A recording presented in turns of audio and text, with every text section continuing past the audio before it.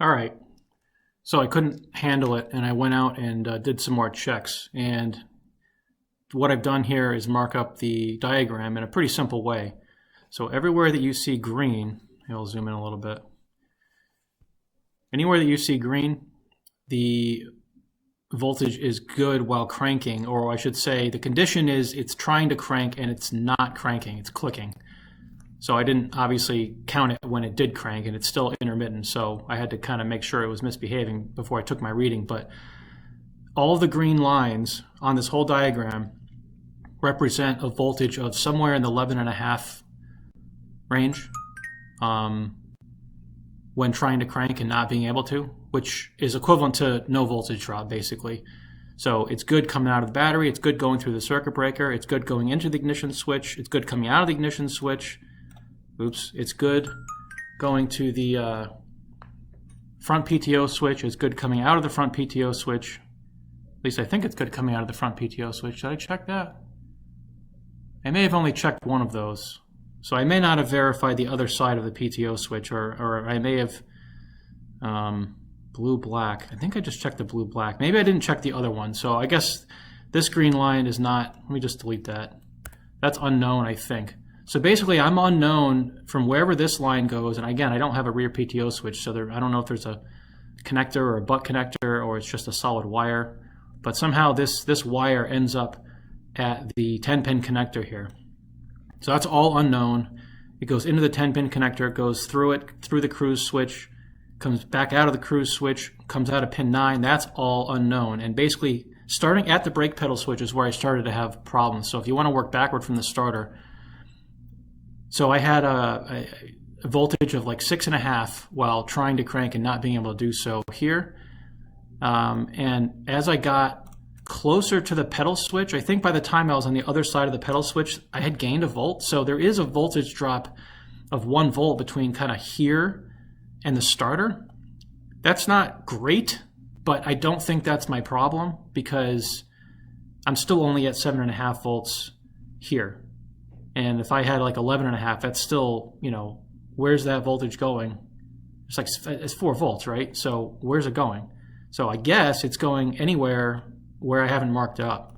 So this 10-pin connector, which I have not located yet, the cruise switch that I think I see where it is, but I'll have to really lay down and crane my neck under it and get a layout. I wasn't able to do that this morning. So somewhere between where this pedal switch heads to the 10-pin connector, the 10-pin connector, the cruise switch, back out of the 10-pin connector, and somehow before it gets to the PTO switch-ish, or I suppose it could be the front PTO switch because I need to double check that I tested the output pin of the PTO switch. I don't know that I did. So the other thing I could do is unplug this and just jumper these two right out and just continue my checks. That would at least allow me to theoretically not worry about it. But that's kind of what I know at the moment. I have narrowed it down. Kind of interesting.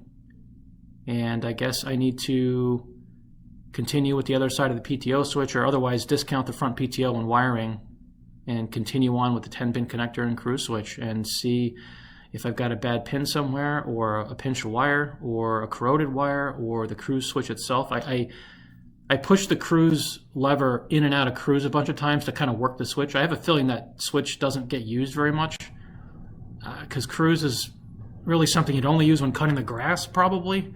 And even then, I think most people just put their foot on the pedal. I mean, if you have a giant field, sure, I'm sure the cruise is nice to have. But for any kind of suburban yard, you don't need cruise control. It's kind of ridiculous.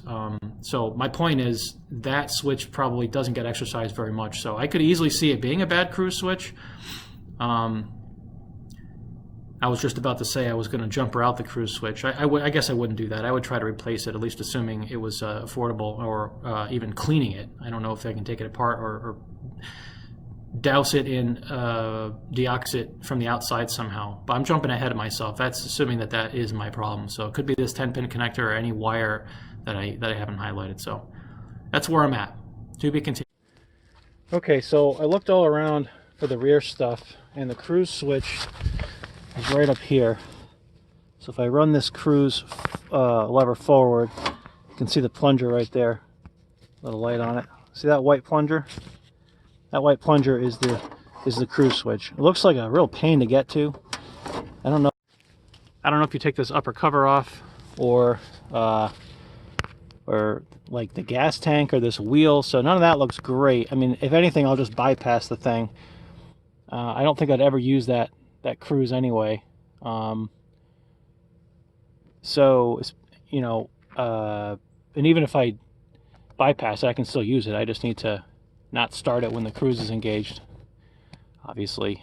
So anyway, so that harness goes underneath the tractor, comes back up here.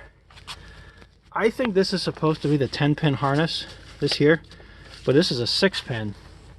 So I'm a little bit confused about that. But this blue and white wire, I believe, are my cruise switch wires. And I have interesting results to share. So when I probe this end, and I'd have to look at the diagram again to see which one goes where. If I probe that, so that's the blue one, and I try cranking it, what do we get?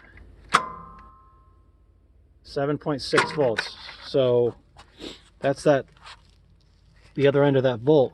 Now if I probe this end, if I can get it, I don't know if that's in there or not. It actually cranks. I think that pin might be the issue.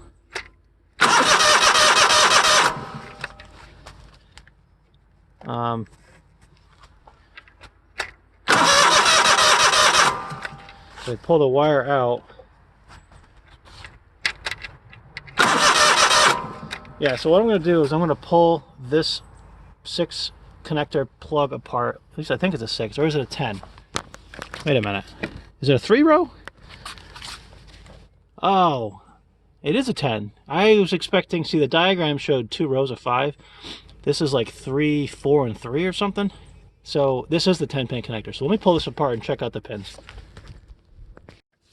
All right, so here's the connector. Can zoom in a little bit, I guess. Let's see if that does anything.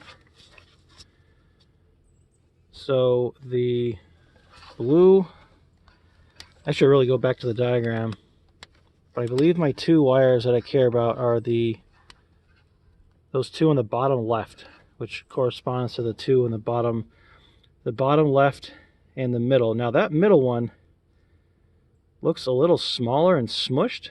So what I'm going to actually do is shove a pick in there and widen those male ends out. Now the bottom of the other connector, I'm still way zoomed in here. Maybe it's good though when I actually get to the subject here.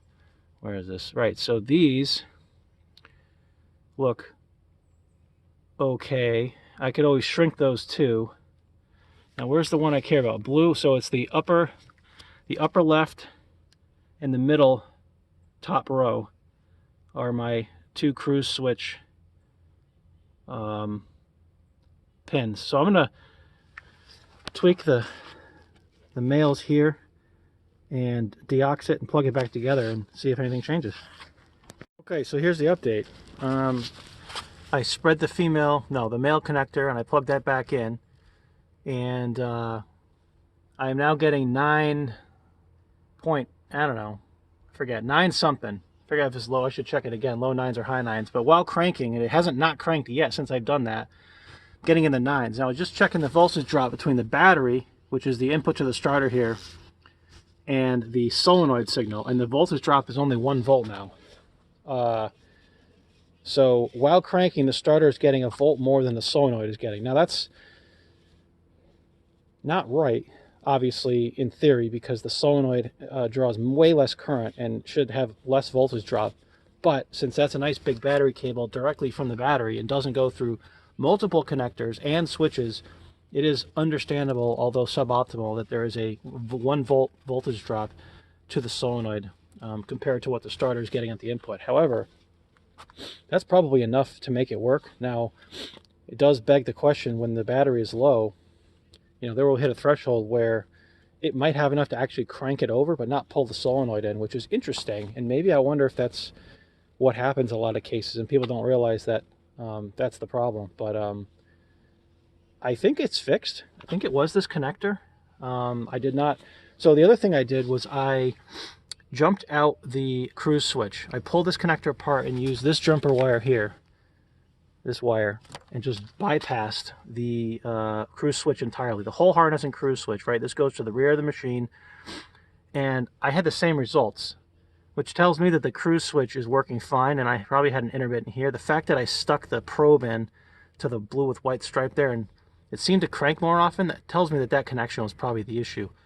I think I'm done, and if I have any more issues, I think I know to focus in on this connector again and troubleshoot further. But and if I have an issue, I could always just bypass the cruise switch or something.